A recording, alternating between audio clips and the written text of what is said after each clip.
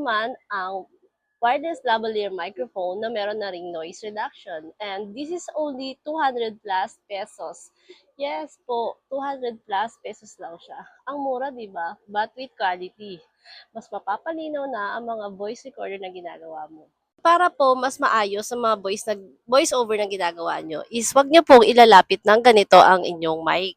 Mas okay po na mas malayo siya, ganyan, para at least malinaw ang pagre-record nyo. At kapag naman po walang microphone, ganito po ang aking background noise.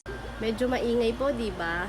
Yung alingaw-ngaw ng aming aircon at ingay sa kapitbahay. Pero kapag po merong wireless lavalier na microphone tayong gamit, napipilter niya po yung ibang noise sa surround.